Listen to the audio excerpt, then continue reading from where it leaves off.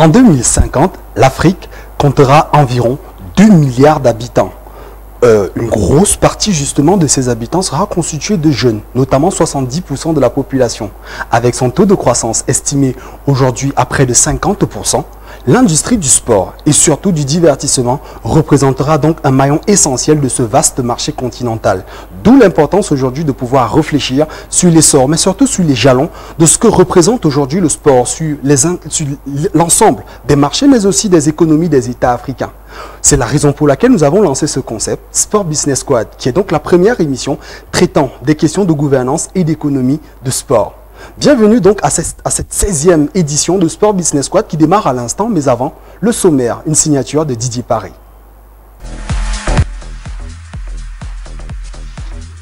Au sommaire, le Sport Business Squad qui démarre, Coupe du Monde de football Qatar 2022. La FIFA veut accélérer les réformes liées à ces compétitions et passer à 48 équipes dès la prochaine édition. Qu'est-ce qui peut justifier cet état de choses? Quel avantage pour l'Afrique? Nos experts analysent la situation. En handball, une délégation pilotée par le président de la Confédération africaine de la discipline a séjourné au Cameroun dans l'optique d'inspecter les infrastructures en vue de l'organisation de la CAN de handball qui se tiendra au Cameroun en 2020. Le pays des Lions indomptables sera-t-il à la hauteur de l'événement? On en discute également. Et enfin, infrastructure sportive. Encore, on le disait la semaine dernière, les pays africains sont en train de se mettre aux standards internationaux en la matière, mais une question subsiste. Quel est le business model efficace pour rendre rentables les stades en Afrique? Sport Business Squad, c'est aussi vos chroniques habituelles, les stades de la semaine, la bourse des valeurs, mais aussi le grand quiz. Installez-vous donc confortablement, c'est Sport Business Squad qui démarre.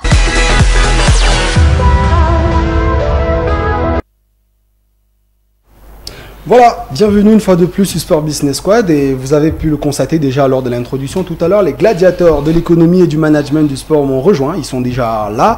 Et bien, celui qui peut être considéré comme le bleu aujourd'hui, même s'il n'est pas habillé en bleu, eh bien, il nous vient du ministère de la Communication. Il s'appelle Didier Kaba, il faut dire qu'il est également enseignant dans les questions de technologie de l'information et de la communication, ce qui est aujourd'hui appelé IT ou TI. Bonjour monsieur, comment vous allez? Je vais bien, merci. Bonjour à vous. Bienvenue sur notre plateau, c'est vrai que c'est la première fois de vous avoir. Ah, c'est un honneur pour m'inviter dans une thématique aussi complexe. J'espère que je serai à la hauteur. Nous également, on espère qu'on sera à la hauteur justement de vos attentes. À côté, juste à ma gauche, il s'appelle Yannick Deguet. C'est un mastodonte aujourd'hui de ce que j'appelle le sport business. Il faut dire que c'est l'un des premiers penseurs justement de la question de sport business et d'innovation dans le sport au Cameroun. Lui, il nous vient justement, il a créé en 2012 un cabinet qui s'appelait Almanto Creative. Aujourd'hui, il est le CEO ou alors le PDG de ce qu'il est convenu d'appeler Six for Marketing and Advertising. Salut, comment tu vas? Ça va bien, Franck. Bonsoir à tous les téléspectateurs. Bonsoir au grand frère Didier. Et je suis heureux de vous retrouver. Tout à fait, tout à fait. Juste à côté de toi, c'est quelqu'un qui est également un habitué de ce plateau. Il fait partie des pères fondateurs du concept. Il a roulé sa bosse du côté des États-Unis. Il est revenu au Cameroun parce qu'il a su qu'aujourd'hui, le sport représentait un élément essentiel au développement du continent africain. Il est avec nous. Il est donc le CEO, le directeur, le PDG de ce qu'il a appelé, convenu d'appeler aujourd'hui Tattoo Vibes Entertainment. Hello Tattoo, how are you? Tattoo Vibes Sport and Entertainment. Tattoo Vibes Sport and Entertainment. How are you, bro? I'm fine. How about you? I'm fine, and I know that we are not in a music broadcast, but I have understand that you have launched a new product. You are a producer of a music artist. What's wrong? You have been doing your homework. Yes. Tattoo Vibes released a music video with his partners in Aphrodisiac Entertainment in Chicago. Yeah. So we signed this new artist, a Cameroonian-based artist, and then we released a video, and it's a fabulous song. Yeah. Let's Go. Let's Go is actually an anthem for Africans to realize that we are the best. We can get to the top. We just have to work hard and believe in what we're doing. And I hope Ludo will let us see a part of that song. But maybe. What are the feedback of this song? Honestly, we are having great feedback. Actually, I had a conference call with my partners in Chicago before I got here, and then everything is positive so far. Yeah. So we have an international TV network that want to broadcast the video, and based on that, we can we can think and we can believe that things will go the right way. Yeah, we are not in our music broadcast, but it was very important for us to talk about this because this song, like you said, can be the anthems of African women football teams which take part to the Paris, France FIFA Women World Cup. So it's gonna be a very good opportunity for your artists to be the anthem, the official anthem of African women. We're working on that. Okay, so talking about women football and talking about FIFA, on va parler justement de la FIFA puisqu'il s'agit aujourd'hui, il faut le dire, que la fédération, ou du moins c'est l'instance internationale du football, a décidé de passer à 48 équipes, donc on parle de 32 à 48 et justement ça fait aujourd'hui énormément de débats partout en Afrique et même également dans le monde. Il faut dire que l'actualité cette semaine a également été marquée, on parlait tout à l'heure du football féminin, par les candidatures de la Coupe du Monde 2023. 9 pays ont décidé justement d'organiser cette compétition. C'est une première dans l'histoire du football africain, du football mondial même, puisqu'il y a un pays africain qui va représenter donc l'Afrique de ce côté-là pour l'organisation. On parlera également du handball. Faisons le round-up de l'actualité du Sport Business. C'est un travail qui est signé par la rédaction de Sport Business Squad.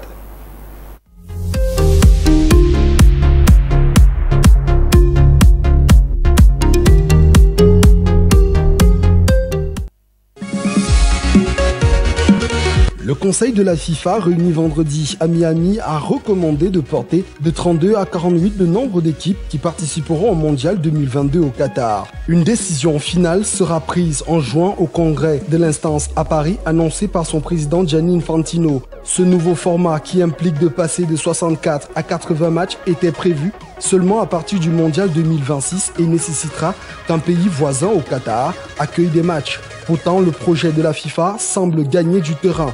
Les résultats d'une étude de faisabilité de la FIFA annoncée la semaine dernière à Miami sont allés dans le sens d'une expansion en 2022. Nous sommes arrivés à la conclusion qu'il est possible de passer de 32 à 48 équipes en Coupe du Monde, si certaines conditions sont remplies, a déclaré M. Infantino. L'instance dirigeante européenne, l'UEFA, a elle jugé l'expansion pas réaliste. Par ailleurs, depuis cette année, les ONG accusent le Qatar d'ignorer les droits des travailleurs migrants qui construisent les stades du Mondial 2022. Avec tant d'inquiétudes, il est peu probable que la Coupe du Monde soit la panacée politique, affirme James Dorsey, chercheur à la Rajatam School International Studies de Singapour et auteur de Turbulent World Middle East Soccer. La crise du Golfe ne se résoudra pas en jouant au football. Jamais le football féminin n'avait semblé aussi considéré qu'aujourd'hui. Alors que la France se prépare à accueillir la Coupe du Monde féminine de la FIFA 2019, des nations sont en lice pour organiser la prochaine, parmi lesquelles l'Afrique du Sud. Le seul pays africain à avoir organisé la Coupe du Monde, monsieur, en 2010, a toutes ses chances pour abriter le tournoi féminin en 2023. Mais pour ce faire, l'Afrique du Sud devra sortir son épingle du jeu face aux 8 autres candidatures issues de l'Asie, de l'Amérique du Sud et de l'Océanie. La machine semble définitivement en marche pour faire du tournoi un événement aussi alléchant que possible. Hormis l'Afrique du Sud, l'Argentine, l'Australie, la Bolivie, le Brésil, la Colombie, le Japon, la Corée du Sud qui a manifesté un intérêt dans la co-organisation de l'événement avec la Corée du Nord. La Nouvelle-Zélande ont manifesté leur intérêt comme pays hôte de l'événement. Les fédérations de ces différents pays ont jusqu'au 16 avril prochain pour compléter leur dossier de candidature. Le président de la Confédération africaine de handball, CAB, et le président de la Fédération camerounaise de handball, FECAHAM, ont signé un protocole d'accord. C'était à l'issue de la première visite d'inspection de la CAB. La réunion s'est tenue le 20 mars dernier à Yaoundé, en présence du ministre des Sports et de l'Éducation physique. Le Cameroun est donc le pays qui va abriter la 24e édition de la Coupe d'Afrique des Nations de handball. Le protocole d'accord signé entre l'instance fêtière africaine de handball et le Cameroun donne le quitus d'organisation au pays de Roger Mila, qui devra donc mobiliser le maximum de ressources nécessaires en vue de la réussite de cet événement. Ceci passera bien sûr par le respect du cahier de charges fixé par la CAB.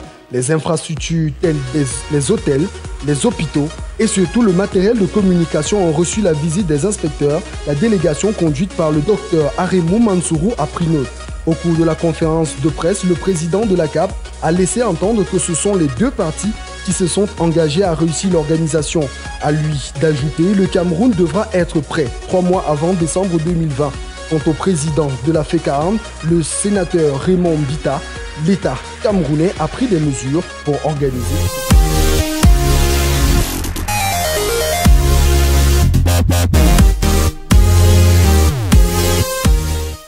Voilà, je pense qu'on a fait véritablement le round-up de l'actualité sport business de cette semaine. Il faut dire que l'actualité la plus brûlante est donc justement ce passage de 32 à 48 que veut la FIFA dès l'édition 2022.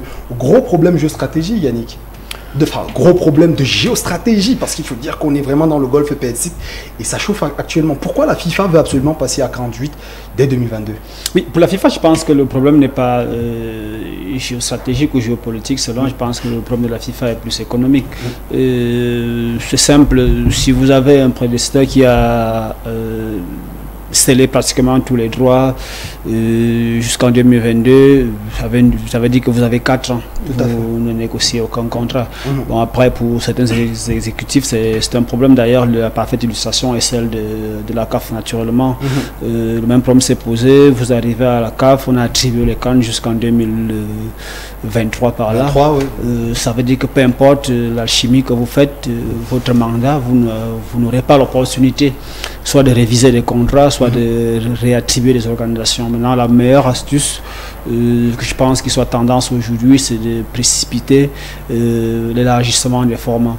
C'est vrai qu'il y a quelques années, le problème était tabou, même s'il se posait déjà sur la présidence de Blatter, ou encore il y avait des voix qui jetaient déjà les jalons. Je fais allusion à Michel Platini, qui était très favorable à l'élargissement du format de la Coupe du Monde. Même si je suis ceux qui pensent que il faut faire un ratio entre le nombre de fédérations qui sont affiliées à la FIFA. Pour être plus précis, vous avez une organisation comme la FIFA qui a 211 associations membres et qui organise une compétition tous les 4 ans, qui regroupe 32 équipes. Alors si ça veut dire que c'est fermé, vous pouvez être honnête, si vous avez 211 associations qui doivent prendre part à un événement qui se tient sur 4 ans et qui est fermé à 32 équipes, je pense que c'est un peu fermé. Maintenant, il y a le problème, comme j'ai expliqué, il n'y a que le football s'est démocratisé, il y a un renivellement par l'euro du niveau de jeu aujourd'hui. Si on vient en Afrique, sur un format de 16 équipes comme la CAN se jouait par des années, vous avez carrément les 16 équipes qui ont sensiblement le même niveau. Le problème s'est posé, ceux qui ont regardé la Coupe du Monde de la récente, il n'y avait pas de Pays-Bas, il n'y avait pas d'Italie. Ça ne veut pas dire que les Italiens n'avaient pas le niveau. En quoi une affiche en France, je ne sais pas, Danemark, est moins alléchante qu'une affiche Suède, Pays-Bas par exemple, qui ne faisait pas partie de la Coupe du Monde. Donc je pense qu'il y a ces problèmes-là, comme j'ai dit, il y a un problème d'abord économique, et maintenant il faut faire moins de frustrés possible parmi les clubs, parmi les grandes nations de football qui ne pourront pas participer à une compétition à 32 équipes. Si on regarde en Europe, l'Europe c'est 11 ou 13 clubs, 13 équipes par là. Or, le niveau de développement du football en Europe, entre les 13 14 pays qualifiés et les 16e, 20e ont sensiblement le même niveau. Ça se joue parfois au point. Maintenant, il faut essayer d'arranger avec ces équilibres-là. Mais le problème géopolitique reste entier. Enfin, peut-être pas géopolitique, mais peut-être géostratégique, monsieur, puisque on sait quand même que Gianni Infantino veut se représenter justement et qu'il avait promis aux nations africaines qu'il ferait quelque chose pour eux. Est-ce que ce n'est pas peut-être de la géostratégie? Est-ce que ce n'est pas déjà l'opportunité justement pour lui de se positionner et de s'assurer une réélection du côté de la FIFA? Bien sûr qu'il y a tous ces calculs qui sont mis sur la table, c'est-à-dire que les questions géostratégiques, d'ailleurs les questions géostratégiques c'est à 2 niveaux, parce que le fait d'augmenter le nombre de pays participants, il y a la possibilité de mettre les poules en dehors du Qatar, donc ce qui fait que ce n'est pas une mince affaire, puisque nous connaissons le blocus qui est fait à travers les voisins du Qatar pour que les pays, pour d'autres soucis, les soucis géopolitiques. Ici en Afrique, il faut renvoyer l'ascenseur, puisque les pays africains ont participé largement à sa réélection. Tout à fait. Donc, on tire bénéfice de cette situation qui, on espère, à ce moment-là, quand on monte à 48, on n'aura plus les mêmes 5 équipes à peu près dans un noyau de 10 équipes qui apparaissent souvent. Peut-être qu'on donne la possibilité aux autres. Mais il y a aussi les questions marketing, parce que Quand les chiffres qui ont été annoncés, on parle de 300 milliards de dollars en termes de droits et 120 millions de dollars généralement rien que pour les droits TV, 90 milliards pour la billetterie. Donc ce sont des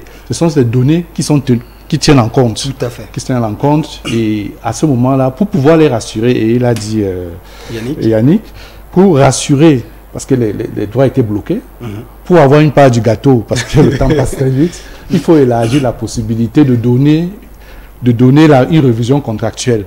Or là, on ne peut pas réviser le contrat si on reste sur les mêmes bases telles que ça a été attribué. En augmentant donc la marge, mais en gardant le même pays, on a donc cette possibilité. Donc, géostratégique, économique et aussi sportif. Oui, mais moi, justement, s'il s'agit au-delà de ça, on sait quand même, et je le disais tout à l'heure, que la patate est chaude du côté du Golfe Persique, parce que si on va en passer à 48, il faut dire que le Qatar aujourd'hui, c'est 2 millions d'habitants, 11 000 km² seulement.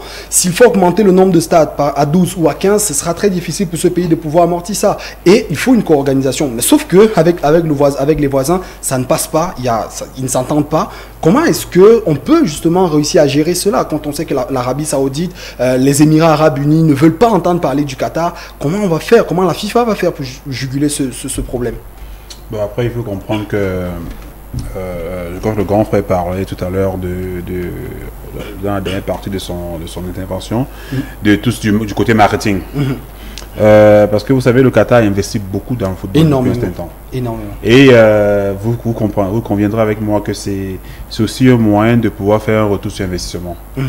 Parce que aller à 48, parce que je ne serais pas surpris si on me dit que le Qatar a poussé son lobby assez fort, aller assez loin, pour que la FIFA vienne organiser le 48 chez eux en premier. Ça sera compliqué parce non, attends, il faut qu'on se comprenne. La FIFA n'avait pas prévu de passer à 48 au Qatar, à la base. Tout à fait. Ça n'a pas été prévu comme ça. Mais maintenant, on dit non, la FIFA vient dire on va faire 48 au Qatar. Et on sait que le Qatar... Est-ce que ce n'est pas une façon de mettre également les bâtons dans les roues du Qatar? Je ne pense pas. Je ne pense pas. Parce que financièrement, le Qatar se positionne dans le milieu footballistique depuis un certain temps. On a vu des investissements dans les clubs européens. Il faut rappeler qu'ils ont remporté d'ailleurs la dernière Coupe d'Asie des Nations. Voilà. Et alors, ceci dit, le Qatar va vous dire, nous on peut organiser. Maintenant, au niveau géopolitique, qu'est-ce que nous on peut faire? On a des problèmes avec nos voisins. Le football, c'est un élément rassembleur. Le football, c'est l'émotion. Le football, c'est un véhicule de paix. Tout à fait, tout à fait. Est-ce qu'on ne pourra pas prendre ce véhicule-là? Maintenant, faire intervenir les instances comme la FIFA pour pouvoir négocier auprès des Émirats Arabes Unis, auprès de l'Arabie Saoudite. Justement, pour avoir des poules qui peuvent être délocalisées hors du Qatar. Puisqu'on passe de 16 à 20 Justement. À 20 poules, donc il y a tout ça qui entre en jeu. Il y a tout ça qui entre en jeu. Et moi, je pense que c'est la stratégie que le Qatar a voulu utiliser aujourd'hui. Il dit, OK, comme on a la... Pour se réconcilier avec ses voisins. Pour se réconcilier avec ses voisins et faire un retour sur investissement par rapport à tout ce qu'ils investissent aujourd'hui. D'accord. Dans le monde du football. Alors nous, on a peut-être fait le tour de la question ici sur le plateau. On va essayer de prendre l'avis d'un confrère qui se trouve actuellement du côté de la France. Il faut dire que il est consultant, observateur, analyste du côté de la chaîne cryptée Canal Plus Horizon. Il est déjà en ligne avec nous d'après ce qu'on me signale. Alors bonjour, il s'appelle Philippe Doucet. Bonjour Philippe, est-ce que tu nous reçois? Oui, bonjour. Tu as pu peut-être prendre en cours les échanges ici sur le plateau. Déjà, la première question qui revient et que tout le monde veut se poser, c'est pourquoi est-ce que la FIFA a voulu précipiter justement le passage de 32 à 48 dès la prochaine édition électorale. Il est très clair que donner des signes immédiats, et quand je dis des signes, c'est des signes économiques, de l'argent, car la participation à la Coupe du Monde rapporte beaucoup d'argent, et ce seront 16 nations supplémentaires qui seront invitées à la grande fête du mondial. Évidemment, tout cela a des conséquences électorales importantes et séduira tous ceux qui veulent voter pour Gianni Infantino et la direction de la FIFA actuelle. Voilà la raison essentielle pour laquelle on veut se précipiter pour 2022, parce qu'effectivement, on aurait pu attendre sagement 2026, notamment pour affiner, à mon sens, la formule. Ce ce que j'aimerais bien savoir, c'est est-ce qu'il serait judiciairement, du moins, est-ce qu'il serait judicieux du point de vue économique pour le Qatar? Je demandais encore tout à l'heure à Tatou de pouvoir passer à 22 équipes quand on sait que le Qatar est un tout petit pays et que l'augmentation des stades donnerait naissance simplement à des éléphants blancs. La dimension du pays est trop petite. Et 8 stades, je crois que c'est le projet, c'est 8 stades. C'est déjà énorme pour le Qatar. On sait déjà que certains stades seront délocalisés ensuite, seront démontés et délocalisés ensuite. Donc évidemment, il serait déraisonnable d'en construire plus de 8. Par contre, un accord avec des pays voisins est en voie de négociation. On pense au Bahreïn, on pense à Oman. Alors évidemment, politiquement, c'est une période très complexe pour opérer cela, puisque le Qatar est en guerre diplomatique avec la plupart de ses voisins. Mais c'est néanmoins ce que la FIFA essaye de faire. Elle essaye de faire un miracle politique. C'est peut-être aussi une raison, alors là pour le coup beaucoup plus louable, de précipiter le passage à 48 dès le Qatar. Alors Philippe, toi qui maîtrises très bien le football africain, une Coupe du Monde à 48 équipes, quel avantage pour les nations africaines? Les nations africaines seront parmi celles qui profiteront le plus de l'augmentation à 48 participants de la Coupe du Monde. L'Afrique devrait passer, selon les projections, à 9 places.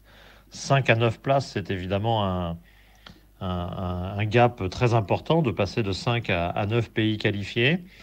Alors évidemment, il restera au niveau économique à être certain que les recettes de la Coupe du Monde permettront à tout le monde de toucher les sommes actuelles.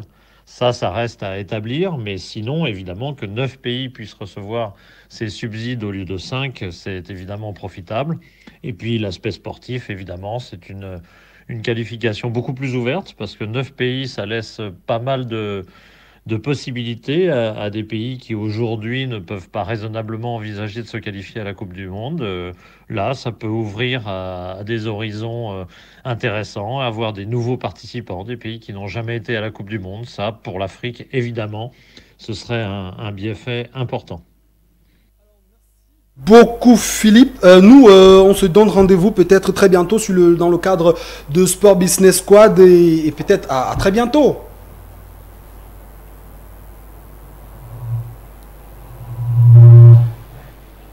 Alors, on va continuer les gars, on va continuer sur ce plateau avec une deuxième actualité. Il s'agit justement de la Coupe du Monde de football féminin, de la Coupe du Monde de football féminin. On parle de 9 pays pour l'organisation, c'est un record dans l'histoire de la compétition. Tatou, qu'est-ce qui peut justifier justement cet intérêt pour le football féminin? Il faut dire que le football féminin a évolué depuis un certain nombre d'années. Et vous voyez que la FIFA investit beaucoup d'argent aujourd'hui dans le développement du football féminin. Et je pense que si l'Afrique se positionne aussi aujourd'hui pour l'organisation de la Coupe du Monde du football féminin, c'est parce que on a vu l'exploit du Cameroun pendant la Coupe d'Afrique de football féminin avec les records en termes d'audience. On parle de 45 000 téléspectateurs, 45 000 spectateurs pendant 5 matchs d'affilée. On n'avait jamais vu ça. On n'avait jamais vu ça. On n'a pas vu ça au Canada, on n'a pas vu ça aux États-Unis, on n'a pas vu ça partout. Partout il y a eu des compétitions pareilles quand il s'agit du football féminin. Donc moi je pense qu'aujourd'hui la FIFA a réalisé le football féminin est en train de grandir. Tout à fait. Et c'est pour ça qu'ils ont fait une priorité au sein de la FIFA, de développer le football féminin, un peu comme ils font avec le football jeune aujourd'hui. Donc je pense que... Et il faut saluer, moi je salue encore l'initiative de l'Afrique du Sud pour organiser la Coupe du Monde de football féminin. C'est vrai qu'il faut rappeler que moi personnellement, j'ai écrit au ministère des Sports et même à la FECAFOOT pour demander justement que le Cameroun organise, soit candidat à cette Coupe du Monde, parce qu'il faut dire qu'aujourd'hui on dispose des infrastructures, on en parlera tout à l'heure, on dispose également des ressources, on parlait tout à l'heure des records, mais le message est resté lettre morte. Moi la question que je voulais poser, Yannick, est-ce que derrière il n'y a pas également le fait que la France a beaucoup joué? On rappelle que 2 tiers des billets aujourd'hui sont vendus, le match France-Nigeria va se jouer à guichet fermé et la FIFA a annoncé ce matin que le vainqueur de la Coupe du Monde 2019, enfin l'équipe féminine vainqueur de la Coupe du Monde remportera 4 millions de dollars en termes de cash prize, en termes de cash money. Est-ce que ça ne joue pas également dans la volonté de certains pays de vouloir organiser cette compétition? Moi, je pense que c'est ce qui attire aujourd'hui les États à vouloir accueillir une telle compétition, c'est son attrait médiatique. Ouais. Il faut voir aujourd'hui que depuis pratiquement 4 ans, le football féminin a pris beaucoup d'envergure, beaucoup d'intérêt des médias, beaucoup de retransmissions live, avec des grands championnats comme la France, l'Espagne qui se positionne, l'Angleterre aussi, la Suède avec des meilleurs championnats, on rappelle que la Ligue des champions aussi de football féminin qui s'est démocratisée, et d'autres types d'investissements, parce qu'il faut aussi... Justement, on rappelle que, tu parlais de l'Angleterre sans te couper, il y a justement un contrat qui est né justement de ce côté-là. On parle de 10 millions de livres sterling signés entre la Barclays et justement la Women's Super League, qui désormais va sponsoriser ce championnat-là, et 10 millions de livres sterling, c'est énorme quand même. Oui, c'est énorme, c'est dire, moi, chaque fois que j'ai l'occasion, je dis toujours, je suis d'accord avec Jérôme Champagne qui disait que l'histoire traitera mieux des personnages comme Michel Platini, comme Seb Blatter, mieux que l'actualité de cette époque-là. Parce qu'il faut dire que ces personnes ont beaucoup investi dans le football féminin, naturellement en Afrique, en Europe, on a beaucoup mis de l'argent dessus. Je pense qu'il y a un retour. J'évoquais tout à l'heure des grands championnats, il y a d'autres types d'investissements, comme des clubs, avec des clubs comme l'Olympique Lyonnais, le Paris Saint-Germain, Michel Aulas qui fête son anniversaire Toulouse, cette semaine. Qui ont fait 70 ans, félicitations et happy birthday à lui. Oui, qui ont mis beaucoup d'argent. Aujourd'hui, on voit l'intérêt du football féminin en France, avec des retransmissions sur des chaînes comme Beansport, comme Canal+, qui ont naturellement œuvré dans le succès. Il veut dire quoi, le succès spéculé, c'est spéculé parce que c'est pas encore joué autour de la Coupe du Monde en France. Je pense que s'il n'y aurait pas eu une grande médiatisation, s'il n'y aurait pas eu une grande structuration en termes de championnat avec des poids lourds comme le PSG et l'Olympique Lyonnais, on n'en sera pas là aujourd'hui. Et cet état de cause a fait qu'aujourd'hui, quand on parle de la Coupe du Monde de football féminin, naturellement, des pays doivent se positionner avec ce qu'on a vu. Naturellement, il faut aussi dire que le Cameroun y a contribué, parce que ce que nous, on a organisé ici en 2016 avec des records, avec des demi-finales. Je rappelle encore ma petite expérience à moi. Pour la finale, pour un match qui se joue à 15h, j'étais au stade à 9h du matin. Et le stade était déjà plein. Et il y avait plein de personnes dehors. Et c'est pour dire que, naturellement, l'Afrique est une terre de football. Et si des pays comme l'Afrique du Sud aujourd'hui, qui ont aussi beaucoup fait dans des questions du genre, dans des questions du sport féminin. Tout à fait. Je pense que tout cela contribue à cet engouement. Il faut parler justement de l'Afrique du Sud. Il faut dire qu'aujourd'hui, c'est la 3e nation de football féminin après le Nigeria et le Cameroun. Est-ce que l'Afrique du Sud peut justement remporter l'organisation de cette compétition, monsieur? Disons qu'elle a les infrastructures, puisqu'elle a déjà organisé une Coupe du Monde. Donc masculine à 32 équipes. 32 équipes, avec une forte audience, avec une popularité telle qu'on ne s'y croyait pas. Les annonceurs étaient contents. Donc au niveau africain, à ce niveau, nous avons à peu près 4 ou 5 pays qui peuvent, à l'heure actuelle, en termes d'infrastructure, le faire. Et dans le format actuel, nous savons que avec l'aboutissement des infrastructures qui est au Cameroun, on peut organiser, on peut faire une co-organisation avec un pays voisin. Donc on a ces possibilités. Pour parler de 2016, il faut noter que malgré le fait que les gens allaient au stade, il y avait une diffusion dans une chaîne en clair. Donc c'était pas le fait que c'était pas diffusé en télévision, mais les gens y allaient au stade. Et le football féminin a pris une ampleur très importante. Hier, par exemple, il y avait le match des quarts de finale de la Champions League féminine football, Chelsea-PSG. Chelsea-PSG, oui. Il y a 30 000 personnes à Stamford Bridge pour voir un match. C'est comme une affiche du championnat anglais. Et c'est rediffusé. Et en France, vous l'avez souligné. Avant, il y a même eu également Wolfsburg-Lyon, qui a également drainé pas mal de monde. Et dans ces 8 équipes-là, c'est des équipes d'un très haut niveau. Elles ont des joueurs qui viennent des États-Unis. Elles ont, surtout au niveau de Lyon, qui a gagné la Champions League plusieurs fois. Donc là-dessus, Et on voit, même là, les records d'audience pour la Coupe du Monde en France sont déjà battus. Les chaînes de télévision rachètent ceux qui ont déjà eu des droits. Donc, parce qu'on sait que c'est un événement déjà à portée mondiale. Donc, à ce niveau-là, c'est beaucoup de business, c'est beaucoup de popularité, c'est beaucoup de tourisme, attrait touristique pour le pays qui l'organise. Tout à fait. Bon, on va rester justement dans les questions d'organisation, mais là, on va parler d'un autre sport, le handball. Le Cameroun est bien parti, enfin, va organiser, d'après justement cette convention qui a été signée entre la Confédération africaine de handball et la Fédération camerounaise de handball. Le Cameroun va organiser la CAN 2020 de handball. Question à quoi, 5 francs, est-ce qu'on peut le faire? Oui, naturellement, si on a pu organiser déjà par des fois des événements d'envergure continentale comme la Coupe d'Afrique de volleyball, l'Afro-basket, oui. Et on parlait tout à l'heure de la Coupe d'Afrique de football féminin. Oui, je parle déjà des événements indoor. Donc, naturellement, on a l'infrastructure. Et autant, il faut aussi comprendre que pour une compétition comme le handball, l'organisation n'est pas gourmande en infrastructure.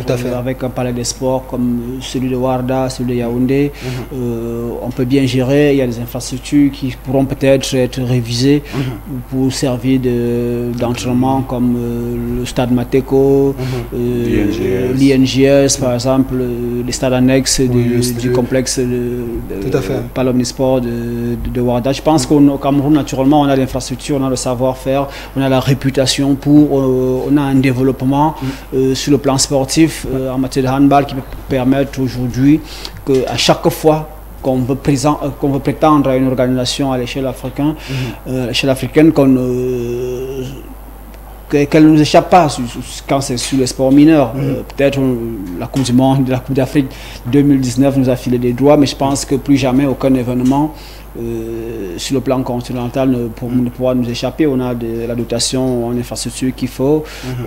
On a une assise, enfin tout du moins les 5 meilleurs sports en Europe, dans le monde ont une assise populaire en Afrique, au Cameroun je veux dire, pour pouvoir soutenir de tels arguments, que ce soit dans le volleyball. On a eu ce que la Coupe d'Afrique de volleyball chez les dames a produit au Cameroun en termes d'attraction, en termes de performance sportive. Il faut aussi dire qu'à chaque fois qu'on a accueilli un événement, on a joué au minimum la finale. Donc je pense qu'aujourd'hui, avec des grands clubs comme le TKC Handball et tout le reste, on a des arguments aujourd'hui pour mériter l'organisation de la Coupe d'Afrique de handball en 2020. Tout à fait. Moi, j'ai un petit souci quand même avec des infrastructures indoor-outdoor. C'est vrai qu'on va parler tout à l'heure des infrastructures outdoor, mais indoor déjà, vraiment aux normes internationales, pour l'instant, on n'a que le palais des sports, quand même, pour un pays. Enfin, ça semble peut-être être suffisant, mais on a, dans le cas du PEN10, justement, il y a d'autres infrastructures qui devaient voir le jour, notamment le gymnase du quartier Mfandena, qui a commencé à pousser, mais après, qui s'est arrêté. Est-ce qu'on n'a pas un problème de ralentissement, justement, dans l'évolution des infrastructures indoor au Cameroun? Bon, disons que mais les nouveaux complexes sportifs intègrent des gymnases. Donc, à ce que je sais, donc celui de Douala de Chapouma. Tout à fait. Donc on peut bomber le torse en disant au lieu que le handball se fasse seulement ici à Yaoundé.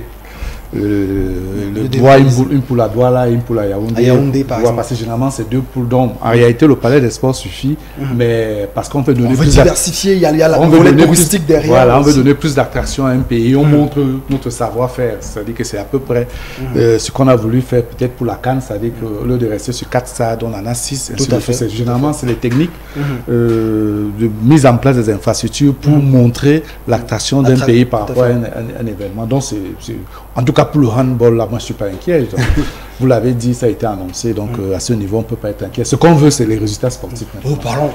On n'a pas l'habitude de le faire ici, on ne parle pas beaucoup de sport, mais Tato, est-ce que tu penses quand même qu'on a des équipes qui soient capables aujourd'hui de pouvoir rivaliser? Parce qu'il faut dire que le handball est dominé pendant longtemps par les pays du Maghreb et de l'Angola, notamment à travers des clubs comme Petro et consorts. Mais est-ce qu'aujourd'hui, le Cameroun peut peut-être briguer un titre au terme justement de cette CAN de 2020? Ben écoutez, on m'a posé la question si le Cameroun pouvait briguer un titre au terme de le championnat de volley, africain de volley il y a pas longtemps. Ouais, on rappelle que le Kenya restait sur 9 victoires d'affilée. Et j'ai dit le Cameroun pourra. Et on a vu ce qui s'est passé. 3-7-0, ça c'était incroyable. Moi je pense que le Cameroun c'est un pays béni, c'est un pays plein de talent. Et je pense qu'aujourd'hui, quand on regarde même à travers le monde, quand vous voyez peut-être l'équipe de France de handball, il y a pas mal de Camerounaises à l'intérieur qui ont un talent énorme.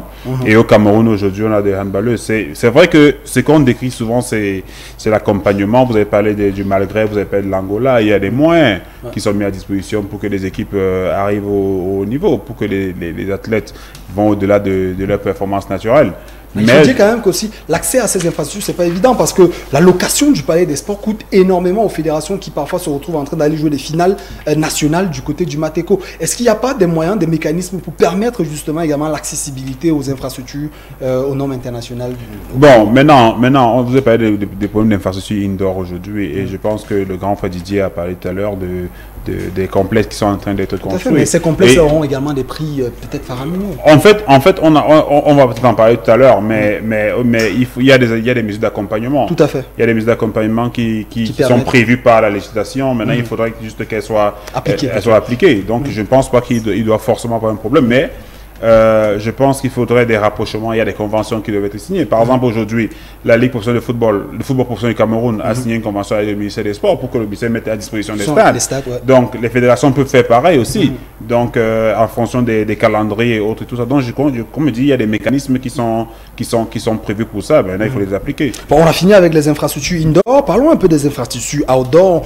On le rappelait encore la semaine dernière, le Cameroun, justement, qui a été plébiscité dans un classement, le top 5, justement, élaboré par le journal L'Équipe, le journal français L'Équipe, qui classait le Cameroun, tout au moins le stade Olembe, le stade Paul Biya d'Olembe, comme l'un des 5 plus beaux stades qui vont être inaugurés en 2019. Et à côté du stade d'Olembe, il faut dire qu'il y a encore 33 autres infrastructures qui ont vu le jour. Marielle Abaté, justement, dans le cadre de la statistique, va le faire tout à l'heure. On prend peut-être le générique et on se reprend juste après.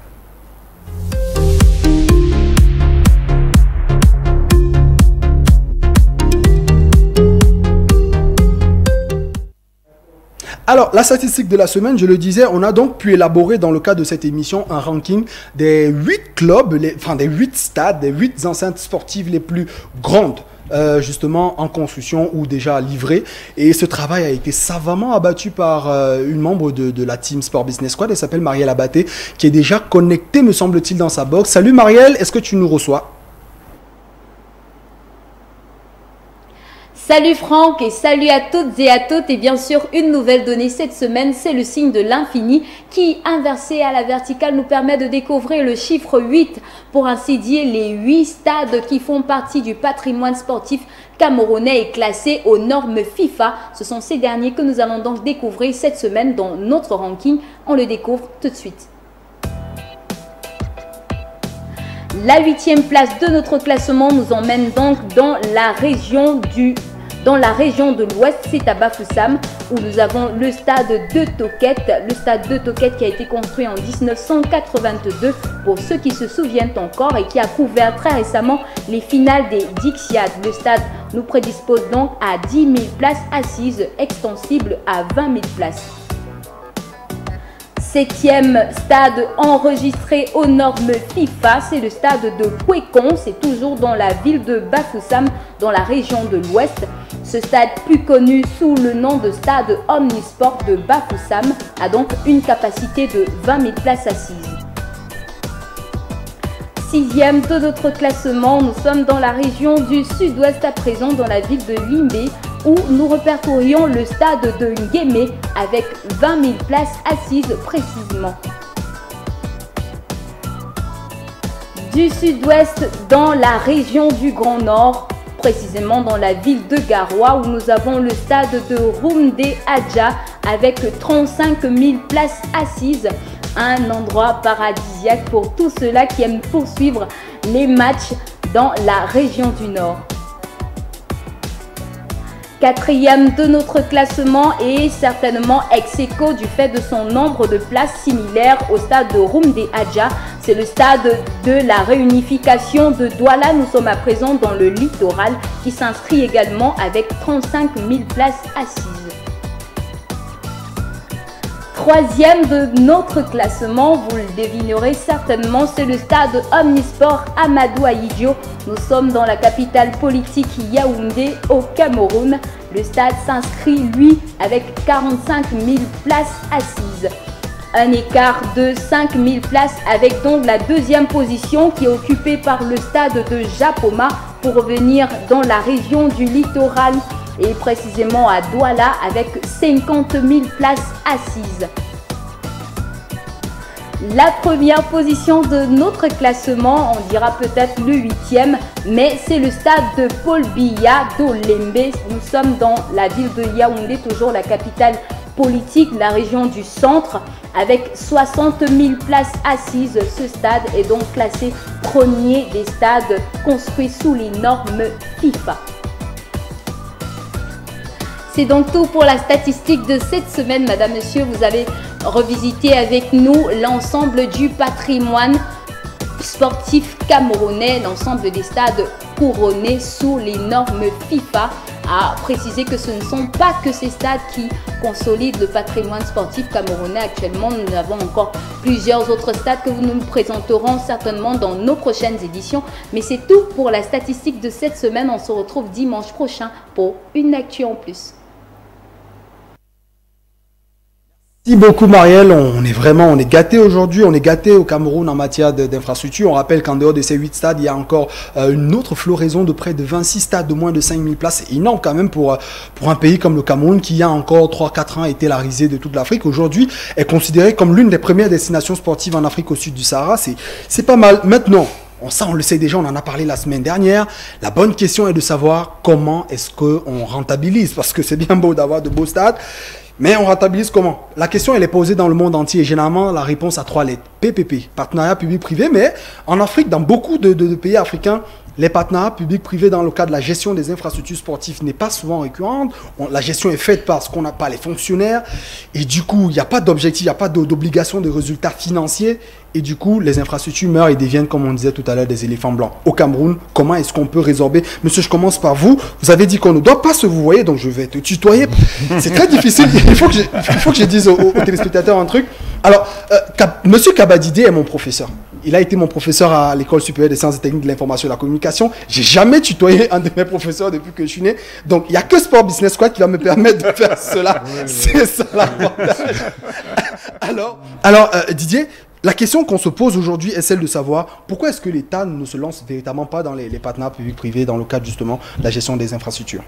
Bon, disons que ici, généralement, ça dépend de comment sont montés les financements. Tout à fait. Donc, pour le cas du Cameroun, puisque c'est le cas qui nous intéresse ici, nous avons 3 stades qui sont le fruit de la coopération avec des Italiens pour Yaoundé, les Turcs pour Douala, Japoma, et le stade de la réunification avec les Canadiens. Tout à fait. Donc, ce sont des montages qui ont été faits souvent les prêts. Forcément, il faut mettre en place des modèles financiers de remboursement. De rentabilité. Donc, pour les rentabiliser, il faut mettre en place des sociétés de projet.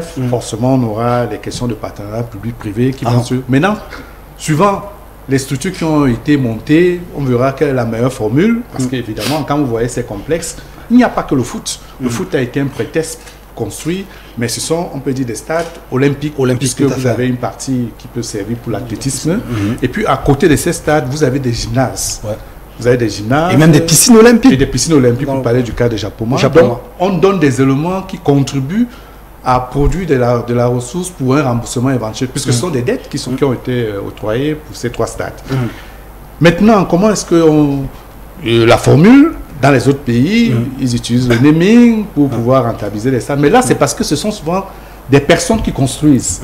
Généralement, quand ce sont les États qui construisent, c'est très difficile d'y associer des marques privées. Mais ici, dans le cadre où nous sommes, probablement, on va mettre en place des stratégies. avec le CARPA, qui est l'organisme en charge de chercher le modèle de partenariat qu'il faut pour rentabiliser ces infrastructures qui ont coûté des dizaines de milliards, parce qu'il faut penser à les rembourser. Quand on parle aujourd'hui de naming, quand même, c'est vrai que le gros problème, c'est qu'on voit souvent très loin.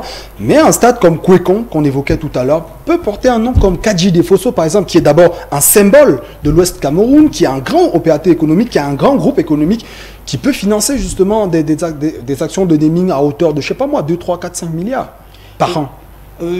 Comme le disait la DIF, tout est dans les objectifs qu'un gouvernement, qu'un État se fixe.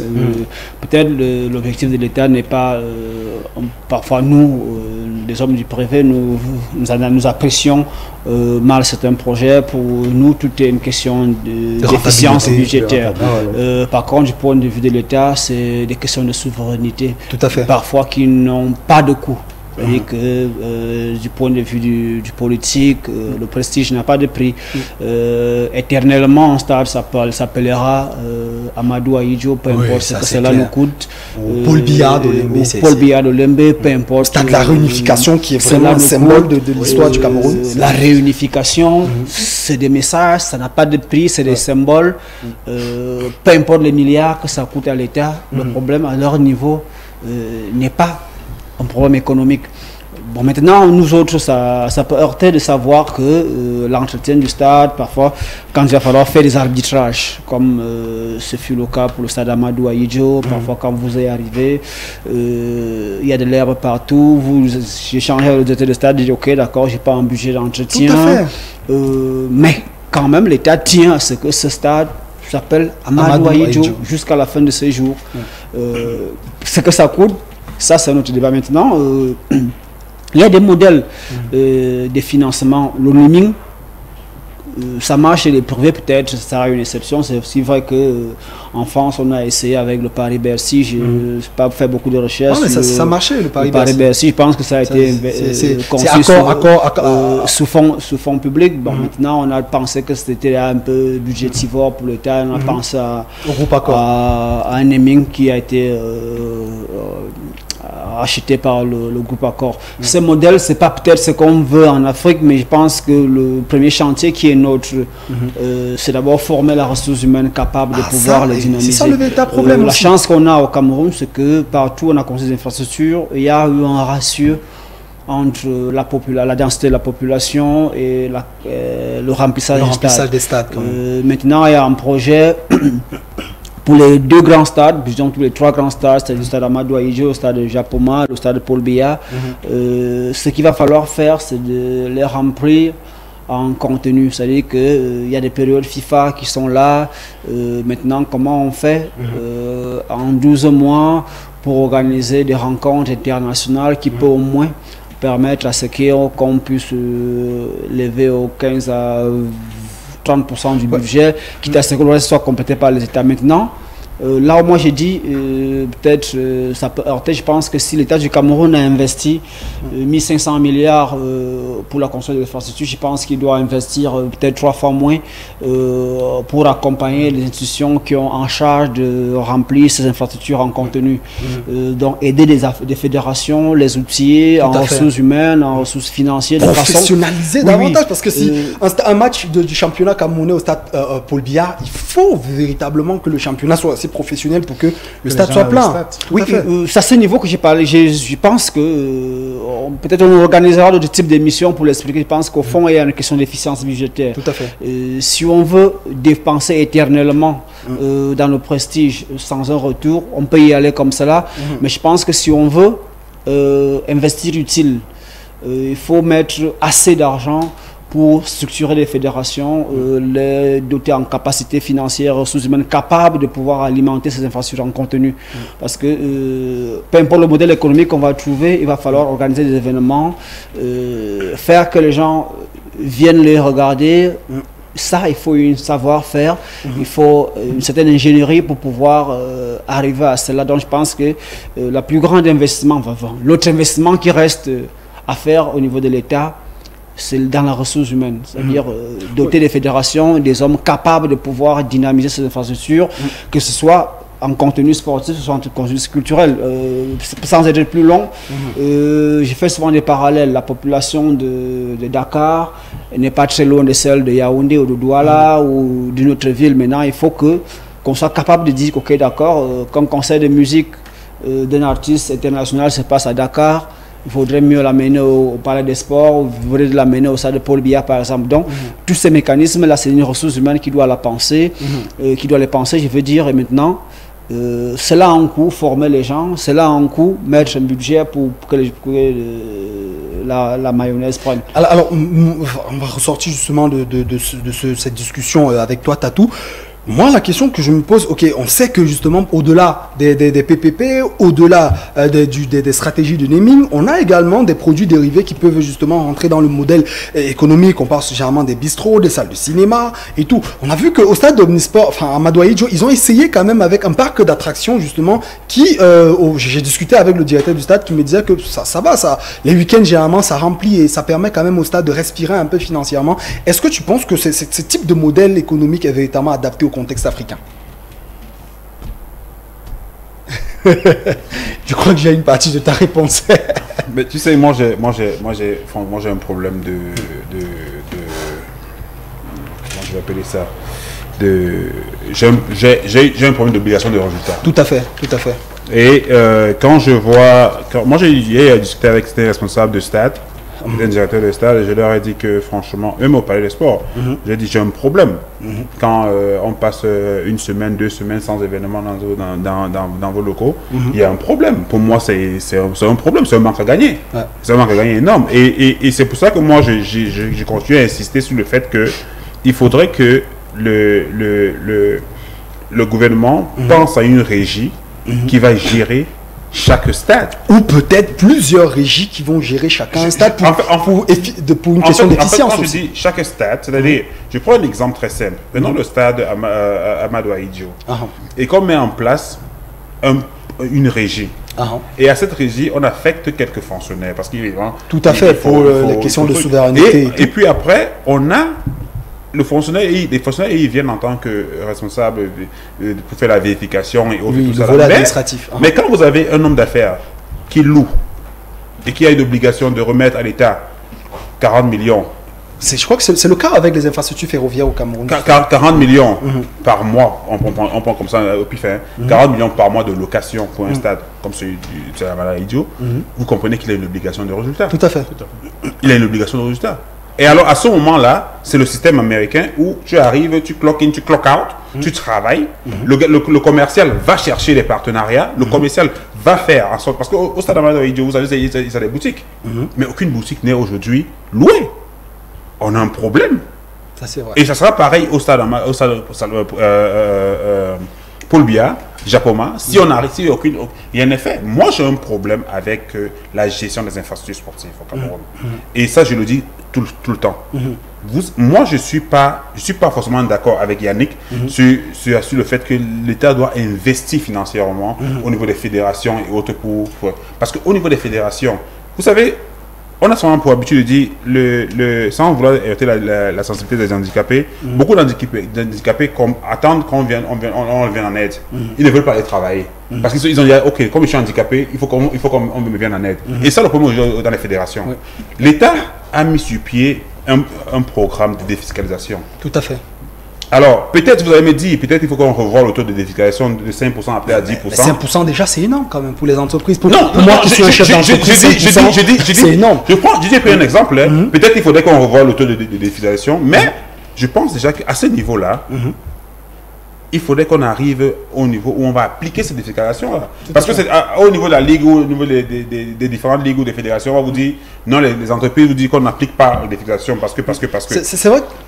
Mais si on arrive à un niveau où c'est appliqué, je ne vois pas les entreprises qui vont refuser d'accompagner le football camerounais. Peut-être les fédérations devraient aussi développer des projets. Je viens à vous tous tout à l'heure. Mais il y a une statistique justement qui est parue aujourd'hui et qui a été publiée par la FIFA. La FIFA a octroyé de 2017 à 2019 aujourd'hui dans les 823 millions de dollars. Ce qui est largement en deçà, ça c'est pour le développement du football féminin, ce qui est largement en deçà de ce qu'ont bénéficié les autres États. Mais pourquoi la FIFA a donné un justificatif? Ils disent le Cameroun ne développe pas des projets dans le but de développer justement le football féminin. Je vais chuter, s'il te plaît. Est-ce que ce n'est pas aussi aux fédérations de développer les projets Et l'autre truc, c'est qu'on au sorti de la réunion de notre émission la dernière fois, j'ai parlé de création de contenu.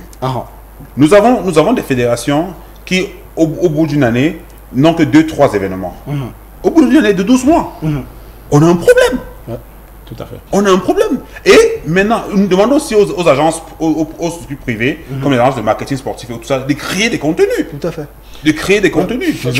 On ressort par là, avec votre permission, il y a cette question de l'ingéniosité dans les contenus pour pouvoir, parce que ceux qui ont les fédérations aujourd'hui, bon, peut-être certains se contentent de gérer que les aspects sportifs, mais on oublie que tout ça c'est du business.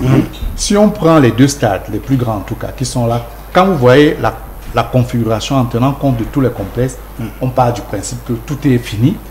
Vous avez des infrastructures qui n'ont rien à voir avec le sport. C'est-à-dire que par exemple, vous avez des salles de cinéma, vous avez des hôtels, des bars, des bistrots. Ce sont des éléments qui poussent les publics à aller vers. Donc ça devient des lieux de rencontre. Tout à fait. Donc, des hauts lieux.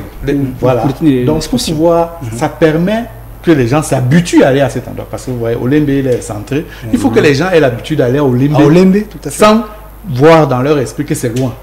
Qu'ils aillent là-bas parce qu'ils vont voir des films. C'est pas tout le monde qui va regarder le match de foot. Maintenant, donc, il faut donc penser tout cela parce que voir tout cela dans le système en termes d'ingéniosité dans la recherche de ce qui est la qualité du spectacle. Il faut y penser, et ça c'est que vous l'avez dit, au spectacle. Pas seulement le sport, mais ça peut être la musique, les grands concerts, tout cela. Donc, faire une programmation annuelle comme ça se voit pas tout à l'heure. Vraiment 30 secondes pour ressortir. Ce que je veux dire pour qu'on se comprenne. Aujourd'hui, le niveau, la compréhension que certains peuvent avoir du sport qui est calqué sur le modèle occidental peut être décalé de la réalité et du niveau de compréhension de la cible. Sans cela, quand je dis ceux qui font dans le sport business aujourd'hui doivent se comporter comme ceux qui font dans la recherche et le développement. C'est pas que à tous niveaux, je mets un problème de budget et je parle d'efficience budgétaire. Aujourd'hui, il est plus facile pour un enfant de se câbler sur Chelsea FC Barcelone qui est diffusé à la télé que d'aller voir un concert de musique qui serait organisé à 2 km de chez lui. Il faut intégrer tout cela. Maintenant, faire changer des habitudes de consommation demande 2 choses. D'abord, de l'innovation dans le contenu et de l'investissement dans la communication pour rendre l'innovation accessible et disponible pour le public. Pour le public.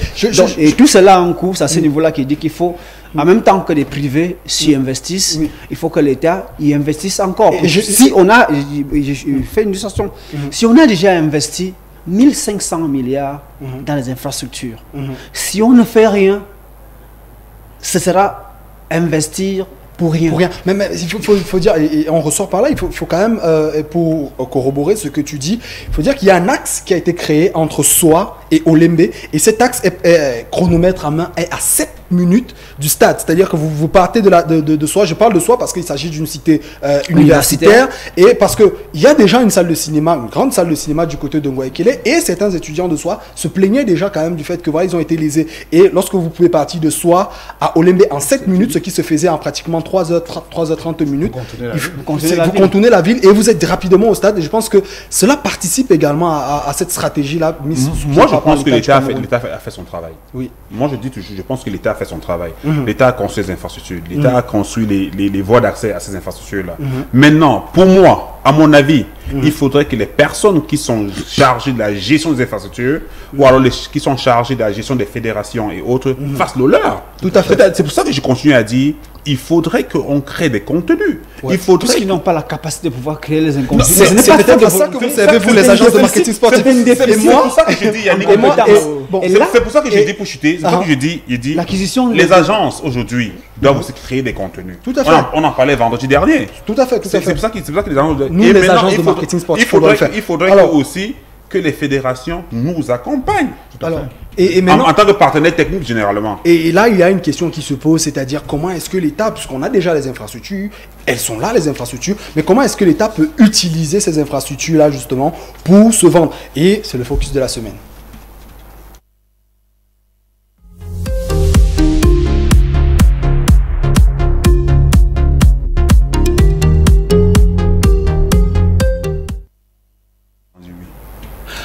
Alors, on a un peu échangé sur les infrastructures. On va évoquer tout à l'heure la question de comment est-ce que les États africains peuvent utiliser justement leur savoir-faire pour communiquer. Mais moi, ce que je veux d'entrée de jeu, il y a des pays aujourd'hui comme le Maroc, on va revenir dessus avec notre correspondant du côté du Maroc, Bertrand, qui est déjà câblé. Mais pourquoi est-ce qu'on a l'impression que beaucoup d'États africains ne veulent pas copier le modèle marocain justement pour se mettre en valeur? Parce que le Maroc, il faut dire que c'est l'un des pays qui a le plus postulé à l'organisation d'une Coupe du Monde. Et aujourd'hui, le pays réussit quand même à respirer. On a l'impression que le pays respire quand même au niveau de son image. Qu'est-ce qui peut justifier le fait que les pays africains ne suivent pas cet exemple-là? Non, les pays africains suivent. Si on prend le cas du Cameroun, il faut voir à quel rythme on a investi. Tout à fait. Le sport, c'était le glissement des dates pour 2021, encore que c'est toujours un avantage parce que pendant 2 ans, on va rester le point focal de la destination Cameroun. Donc, il y a ces possibilités-là parce que ces infrastructures-là, c'est des monuments. Ça donne une visibilité. Et si vous prenez, c'est souvent bien aussi de regarder ce qui se fait ailleurs, quand vous prenez les noms des stades dans certains pays, ce sont des noms qui sont centenaires. Old Trafford, c'est centenaire. Maracana, Santiago Bernabéu, ce sont des noms centenaires. Donc ce sont ces noms-là que les gens retiennent et qui deviennent une destination. Et là où le Maroc, et c'est pour ça que le Maroc a toujours voulu la Coupe du Monde, parce que vous le vouliez ou pas, vous avez 3 à 4 milliards de personnes qui sont braquées sur vous pendant près d'1 mois. Même si c'est comment, il y a au moins 2 ou 3 noms qui vont être retenus. Donc les gens vont retenir pendant la Coupe d'Afrique 2021, le stade Paul Biya, pendant 1 mois, ils vont retenir ça. Tout à fait. Toutes les chaînes de télévision, dans toutes les langues, vont retenir cela. Et ça donne donc une destination. C'est pour ça que la politique sportive préfigure déjà la politique et tourisme. Tout à fait. Pas la même occasion. Donc, le Maroc le fait, mais l'Égypte le fait aussi déjà. Malgré les attentats. Malgré les attentats, oui. Et ils ont choisi les villes où il y a eu des attentats pour en faire des pôles pour la Coupe d'Afrique. Nous sommes en sécurité, il n'y a pas de problème. Venez chez nous. Tout à fait. Ce sont des systèmes. On va du côté du Maroc, on va revenir justement pour parler des cas comme le Rwanda. Allons du côté du Maroc justement pour prendre Bertrand qui me semble déjà être connecté d'après mon écran de contrôle. Alors Bertrand, la première question que moi je veux te poser, c'est tu es sur le terrain, tu es du côté de Rabat actuellement au Maroc. Que représente le sport dans la stratégie communicationnelle du Maroc aujourd'hui? Bonsoir à tout le riche panel, bonsoir aux téléspectateurs de HTV. D'abord, il est important de relever que le Maroc est un pays émergent à l'horizon 2025 et selon les résultats du groupe de l'Institut de l'émergence basé à Dakar, le Maroc en 2016 est placé au premier rang des pays africains les plus performants. Alors lorsqu'on est un pays où le tourisme est, n'est-ce pas, le cœur du développement social, culturel ou alors économique, on se doit de mettre sur pied une communication assez efficace pour pouvoir vendre mieux l'image du pays à l'échiquier international et attirer encore un peu plus de visiteurs, un peu plus d'investisseurs également, dont vous voyez pourquoi le sport est un élément assez important. Le sport qui est séduisant, qui est attractif, permet, n'est-ce pas, au mieux de rendre cette communication efficace. N'oublions pas que le Maroc a postulé déjà 5 fois à l'organisation de la Coupe du monde de football et, n'est-ce pas, devient donc ainsi le premier pays au monde à avoir postulé le plus de fois. Et c'était en 1994, en 1998, pratiquement en 2006, en 2010 et en 2026, coiffé par le trio États-Unis, Mexique, Canada. On parlait d'ailleurs du combat entre David et Goliath, ce qui n'a pas quand même été assez favorable pour ces pays qui veut absolument mettre sur pied quelque chose d'important au niveau de la communication et au niveau de l'image qu'il regorge à l'échiquier international. Au-delà de fait d'organiser les Coupes du Monde, ça on l'a dit, quels sont les autres mécanismes justement que le Maroc met sur pied en vue de vendre son image à l'international? D'abord, on va noter que le royaume chérifien profite de sa situation géographique. Il est placé entre l'Europe et l'Afrique, profitant ainsi de ce mélange de cultures européennes, africaines et orientales. Et également le climat qui lui est favorable. Il y a des zones ici où il neige pratiquement, et également la mer Méditerranée qui entoure ce pays permet quand même à l'élaboration d'un certain nombre de sports, par exemple le surf, par exemple le ski, sans oublier d'autres petits sports comme le basket, le volley, le hand, etc., qui sont organisés ici chaque année. Donc il y a ça. Il y a aussi autre chose, c'est que les stars accourent ici presque chaque week-end, les stars du sport en général et du football en particulier. Cristiano Ronaldo a carrément un hôtel du côté de Marrakech qui est en phase de finition. Vous voyez ce que ça peut rapporter comme visibilité, comme merchandising, etc. Et aussi, n'oublions pas qu'il y a l'organisation des Super Coupes, par exemple la Super Coupe de France qui s'est jouée en 2017 entre Paris Saint-Germain et Monaco avec toutes les pléiades de stars, sans oublier la Super Coupe d'Espagne entre le Real Madrid et l'Atlético de Madrid, c'était l'année dernière, et aussi le derby casablancais entre le Raja de Casablanca et le Wydad qui devient de plus en plus visible. C'est un derby qui compte déjà beaucoup plus dans le monde entier et qui est suivi dans beaucoup de pays. Et également, il faut noter que l'arrivée de beIN Sport qui a l'exclusivité de retransmission des matchs du championnat Botola Maroc Télécom, donc a fait aussi quand même que ce pays passe par un autre couloir pour pouvoir vendre son image à l'échiquier international.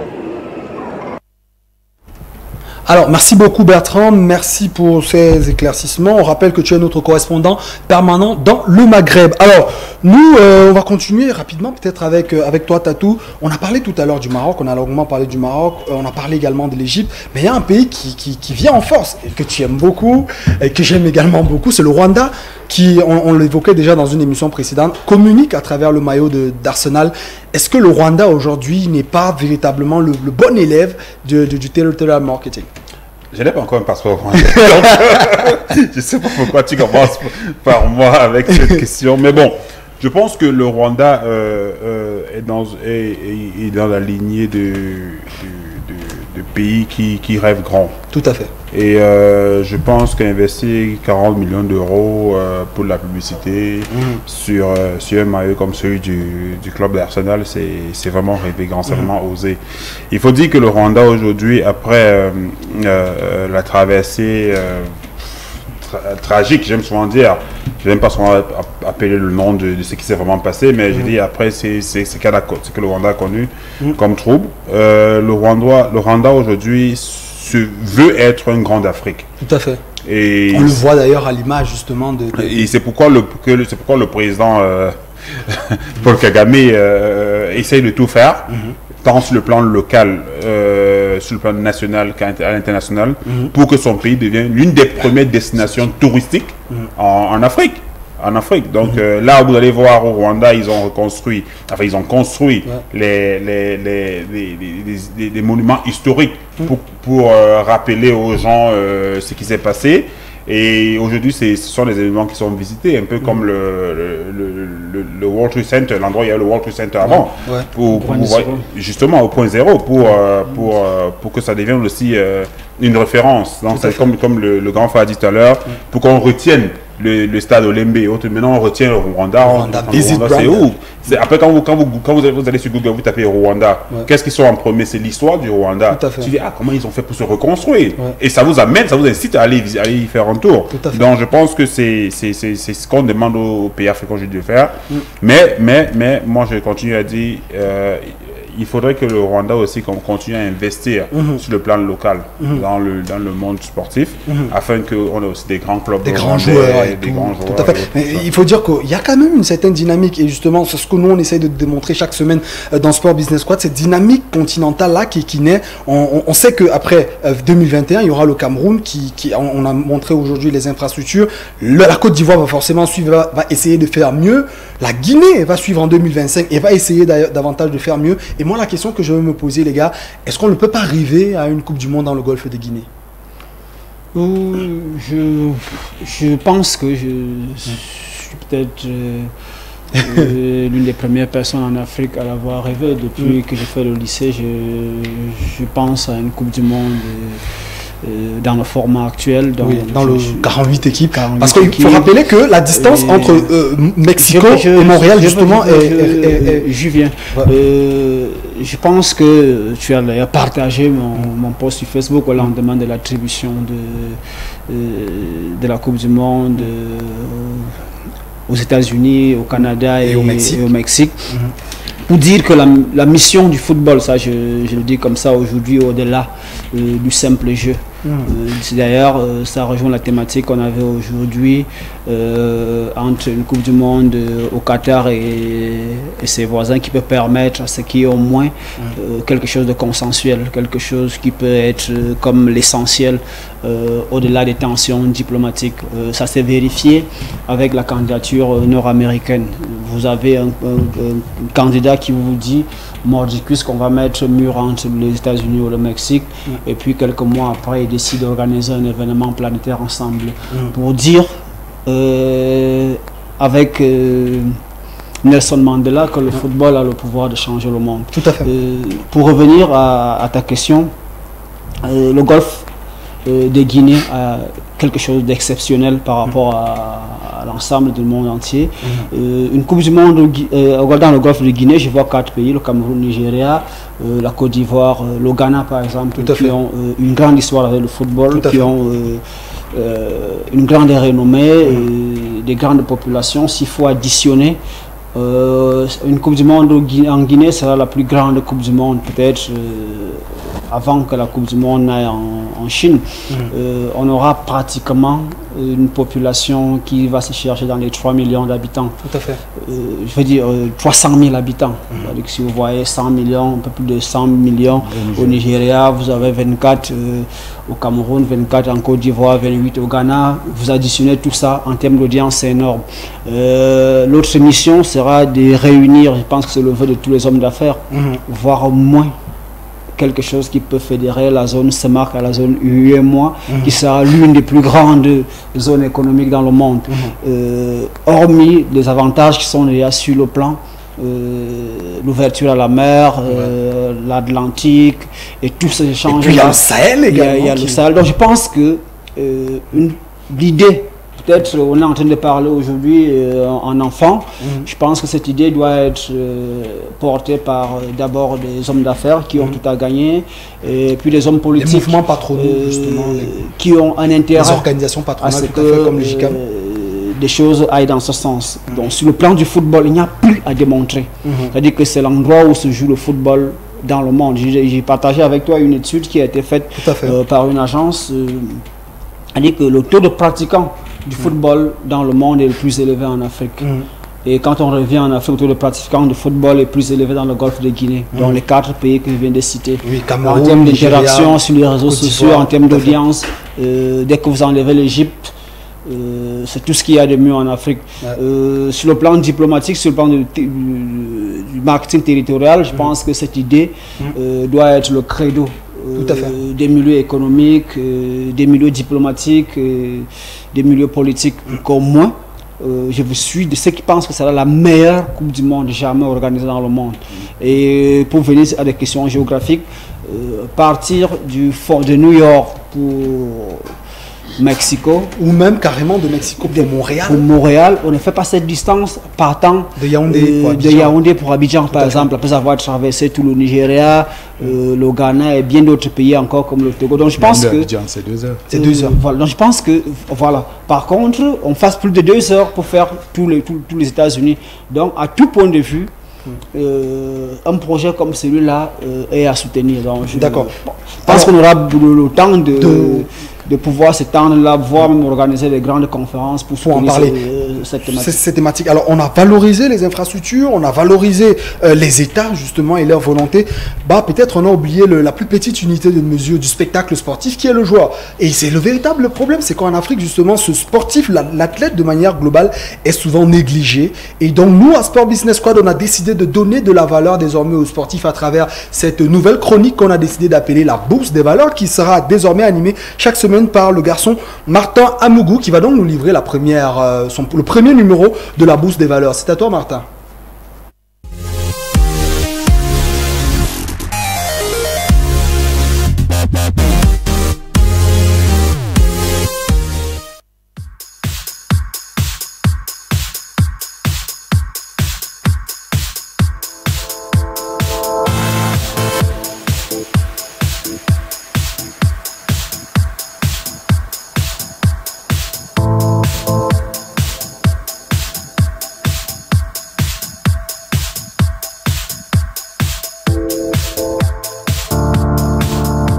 Comme partout dans le monde, le naming et le sponsoring portent la vertu du marketing sportif. Mais en Afrique, comme un crime inconscient, ils accordent très peu de valeur aux sportifs africains. Là où la billetterie, le merchandising, les droits marketing et droits TV font la loi, étouffent fatalement la valeur marchande des acteurs du sport business eux-mêmes. Aussi, comment expliquer une telle négligence marketiste des sportifs africains? Comment promouvoir la valeur potentielle sur le marché international? Dans ce premier numéro de la Bourse des valeurs, élément de réponse, c'est tout de suite, c'est maintenant.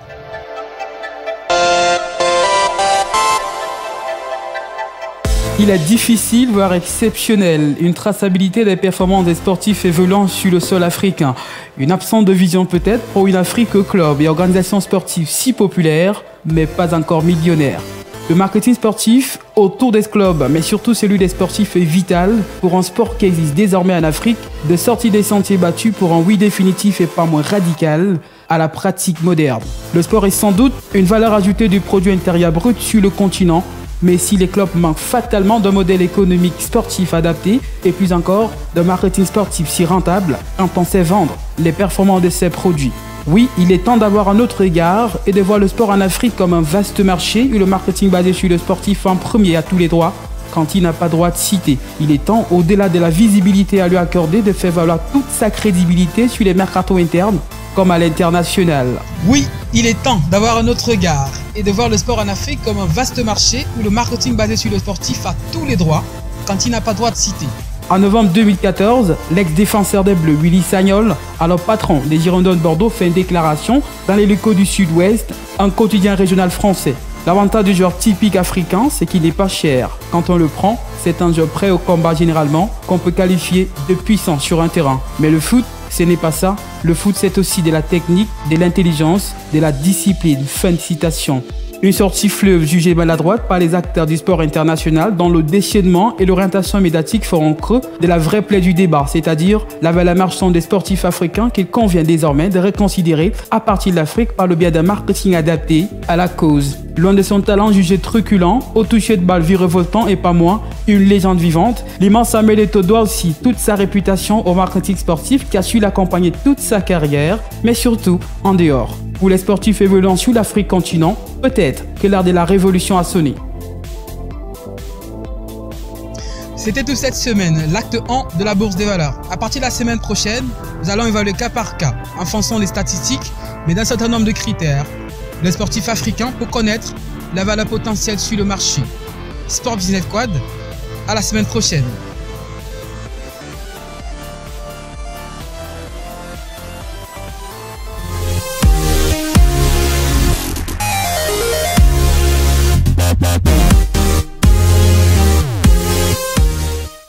Voilà, merci beaucoup Martin, et c'est clair, il est question justement à travers, je le disais, cette chronique, de pouvoir permettre aux scouts, c'est-à-dire les recruteurs qui viennent généralement en Afrique, d'avoir quand même une idée globale de ce que représentent aujourd'hui les sportifs du point de vue statistique, et bien évidemment leur valeur marchande. On ne parle presque jamais du mercato en Afrique, on parle du mercato ailleurs, mais sur le continent africain, qu'est-ce qui coince Tatou, toi qui côtoie beaucoup les agents de joueurs, qui a côtoyé également pas mal d'agents de joueurs qui exportent souvent nos joueurs du côté des États-Unis, qu'est-ce qui coince?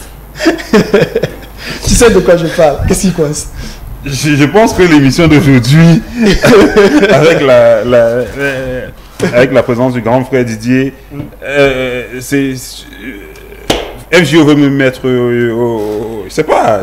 Non, mais c'est clair. Mais en réalité, tu es très proche quand même des agents de joueurs. Ça ne coince pas. Moi, ça ne coince pas. Vous avez... je crois que cette année, on n'a eu un seul joueur qui est parti du Cameroun pour Porto. Oui. Ouais, c'est un Camerounais. Et c'est un Tchadien.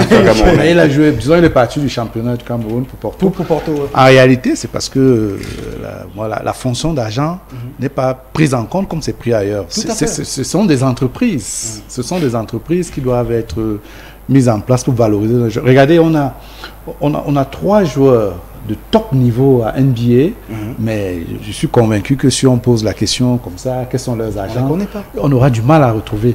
Généralement, c'est la famille. Généralement, c'est la famille. Bon, c'est vrai qu'avec Joel Embiid, c'est c'est pas... Mais c'est à ce niveau-là qu'on doit faire. Ça suppose qu'il y ait une meilleure organisation ici. Et pour que ça marche, il faut qu'il y ait une chaîne de télévision qui vend l'événement. Parce que chez les autres, c'est bien beau d'aller voir ce qu'ils font. C'est parce qu'il y a les chaînes de télévision qui ont vendu. Canal+, c'est sacrifié, on peut dire ça comme ça, pour vendre. Oui, pour vendre. Si nous, on n'a pas une chaîne de télévision ici, localement, qui vend l'événement sportif, on peut mettre tous les agents qu'on veut, les Georges Mendes, ils ne vont jamais venir par ici. Or, à travers la télévision, ils peuvent voir le spectacle qui est produit. Il dit, je détecte des talents. Des talents, et je viens voir. Il faut dire quand même que, puisqu'on parle de vendre les talents, il y a aujourd'hui quand même cette volonté-là de certains médias de se spécialiser. Mais dans le domaine de l'audiovisuel, ça rame. Il y a le grand frère Martin Camus Mime qui a essayé avec RSI. Il est sur le point de vouloir fermer d'après une interview qu'il a donnée dernièrement chez des confrères. C'est difficile de se spécialiser dans le sport. Il y a pour revenir à la première question que tu m'as posée, c'est qu'il y a des choses que je ne voulais pas dire, mais bon, après... Vas-y, en réalité, il y a ça se tient à plusieurs niveaux. Le grand frère tout à l'heure a parlé de l'exposition des joueurs. Au-delà de l'exposition, il y a l'analyse des performances des joueurs. Et nous avons vécu l'année dernière, en 2018, le premier séminaire d'analyse de la performance, analyse vidéo, comme on aime souvent dire. Et je pense qu'aujourd'hui, au Cameroun, on a la fédération qui est en partenariat désormais avec Y-Scout pour filmer et analyser les matchs du football féminin et du football jeune. Je pense qu'aujourd'hui, la volonté est de mettre en avant les performances sportives. Vous voyez un peu. Parce qu'aujourd'hui, on a pour habitude de quantifier la performance d'un joueur. Quand il prend un ballon, il dribble 2-3 fois et tout ça. Là. Pour la petite histoire, pendant le symposium de la reconversion du footballeur, organisé par l'ANAFOOT au Palais des Sports. Avec des intervenants comme Salomon Olembe. Avec Salomon Olembe, on a eu Patrick Boma, on a eu Thierry Henry.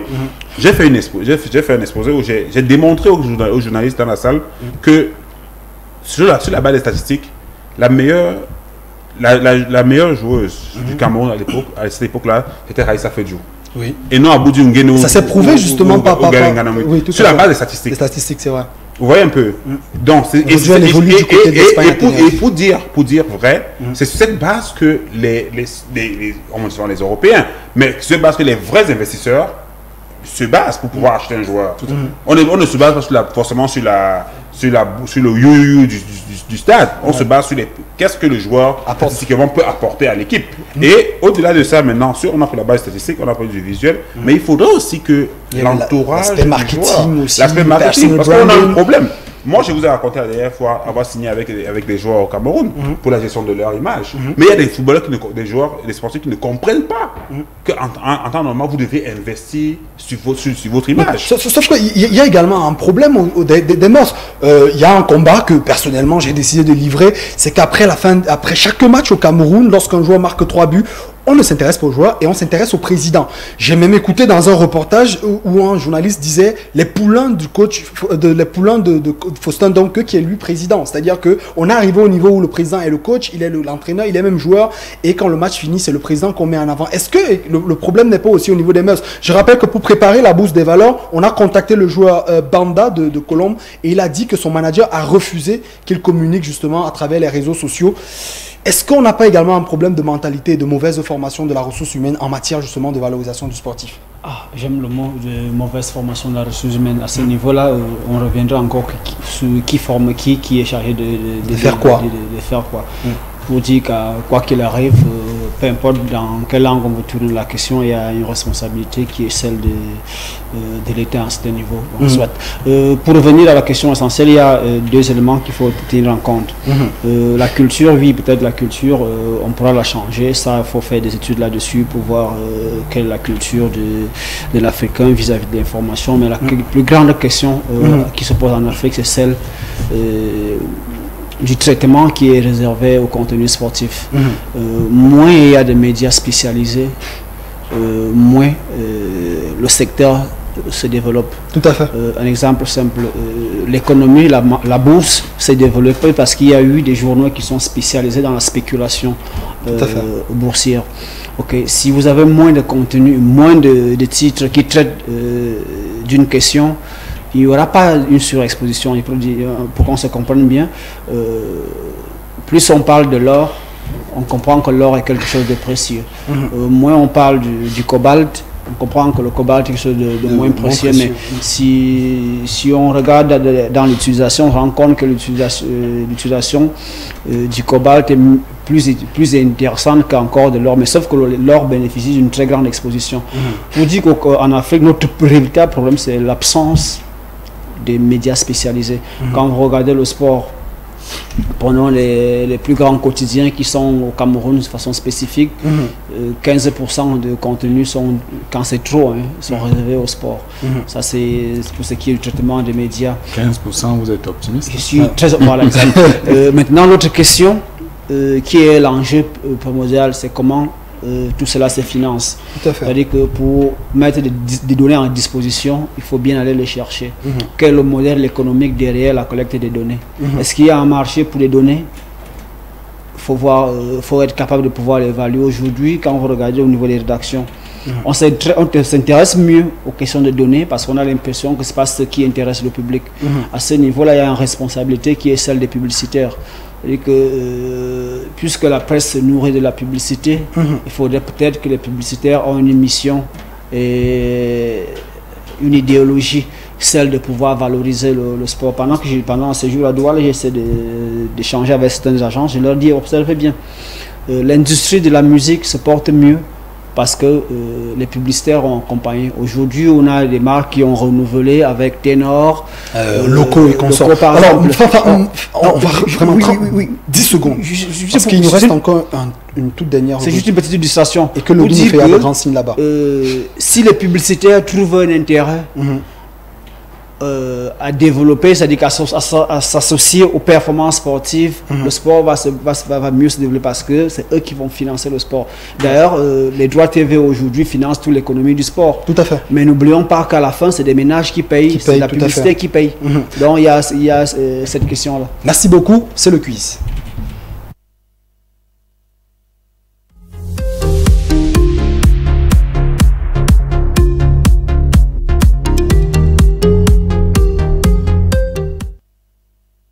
Alors, je rappelle, c'est important pour moi de rappeler que les intervenants, les panélistes ont à l'avance le conducteur. Donc, ils savent sur quoi va porter le quiz. Donc, si on pose des questions et que vous avez l'impression qu'ils ne répondent pas, ce n'est pas parce que les questions sont difficiles. C'est parce que les panélistes ne cherchent pas. Donc, c'est important de faire le recadrage. Et notre quiz cette semaine va porter sur les infrastructures sportives. Je vois déjà comment tu as tous ennuyé de l'autre côté. Alors, quel est le plus grand stade d'Afrique? Question vraiment très simple, question pas difficile. Paul Biya. Quel est le plus grand stade d'Afrique? Ok, on va réduire la question. Où se trouve le plus grand stade d'Afrique? Au Cameroun. En Égypte. Non. En Afrique du Sud, je crois. Voilà, un point, c'est ça. C'est pas Paul Biya. Un point. Ça s'applaudit quand même sur FNB, les gars. Mais c'est pas Paul Biya. Non, c'est pas Paul Biya. Il s'agit du stade FNB qui se trouve du côté de Johannesburg. Combien de places? 94 700 places. Le deuxième stade, c'est le stade Borg Al Arab. C'est du côté d'Égypte, du côté du Caire avec plus de 84 000 places. Donc, un point pour Didier, 0 point pour les autres. C'est vraiment dommage. Alors, on parlait tout à l'heure des naming. Alors, comment mais dans le quiz, il faut préciser qu'on n'a pas les questions aussi. On n'a pas les questions. Alors, on n'a pas de questions. On parlait de naming. Alors, question naming, on va au Gabon. Comment s'appelle le stade, justement, de la capitale gabonaise? Quel est le naming qui a été donné au stade de Libreville? Le plus grand stade de Libreville. On rappelle que c'est un stade qui a été construit par nos frères chinois.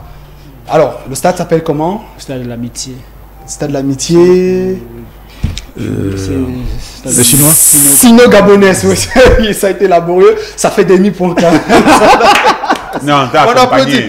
C'est le stade de l'Amitié sino-gabonaise. Mais généralement, on avait souvent le stade de l'Amitié. Oui, je ne savais pas qu'il y avait sino-gabonaise. Oui, c'est le stade de l'Amitié sino-gabonaise. Alors, où s'est jouée la finale de la Coupe du Monde de football 2010? On rappelle que c'était en Afrique. Comment s'appelle ce stade? On est vraiment dans le naming. C'était en Afrique du Sud. C'est un nom en anglais, puisque l'Afrique du Sud parle anglais. Ah là, ça finit par City. Chicolab. Et puisqu'il s'agit du foot, Foot City. Soccer City. Soccer City. Deux fois pour Didier, ça s'applaudit quand même. Et voilà, on est arrivé donc au thème. Il n'y a pas une question pour moi. Non, il n'y a pas une question. Il faut être à 0, 0 plus 0, la tête à Toto. Décidément, on ne peut rien pour toi. C'est pas possible. Les téléspectateurs, ils nous ont écrit sur toutes nos pages Facebook, Twitter, Facebook, que le doigt affiche là-bas. Ils disent qu'ils ne comprennent pas comment tu fais pour ne jamais trouver une question. Ouais, parce que je veux pas. Alors les gars, on ressort par un dernier message, vraiment 15 secondes, un message pour le développement du sport en Afrique. Un dernier message. Pour moi, le développement passe par les modèles que nous avons dans ces pays-là. Il faut que ces modèles-là soient en rapport avec ce qui se passe ici-là, qu'ils puissent faire l'effort nécessaire pour venir ici, montrer qu'ils sont des rêves pour que les jeunes puissent les imiter. Tout à fait. Yannick, 15 secondes. Oui, je pense qu'il y a quelque chose d'assez grand qui se fait en Afrique. Néanmoins, on a pris conscience du pouvoir de diffusion, de la force de persuasion du sport. Vivement que les politiques accompagnent dans les infrastructures et dans des structures qui sont chargées de former la qualité des hommes en qualité, en quantité, capables de pouvoir dynamiser et rentabiliser ces marchés. Alors, Tatou? Ouais, moi tout ce que je demande c'est de mettre sur pied des structures qui vont gérer les infrastructures sportives et d'encourager par le mécanisme de défiscalisation et autres les agences sportives qui peuvent créer des contenus afin que le mouvement sportif, le calendrier sportif camerounais soit assez large et riche et vraiment densifié. D'accord. Nous, on ne peut qu'en être fiers. Merci beaucoup d'avoir été des nôtres dans le cadre de cette autre livraison justement de Sport Business Squad. C'est avec beaucoup de plaisir qu'on vous retrouvera la semaine prochaine. Il faut dire qu'aujourd'hui, on fait le maximum justement pour s'améliorer dans le cadre de ce programme. On rappelle qu'on est diffusé aujourd'hui sur HTV, mais très bientôt, on sera également du côté d'autres chaînes panafricaines, notamment Vox Africa et peut-être Stade d'Afrique. On est encore en train de peaufiner tout ça. Ça va bientôt se préciser. Merci de croire justement au développement du continent africain à travers le sport. Nous, on dit quoi? On garde la même joie, on garde la même humeur et restez sport, mais surtout business. Ciao.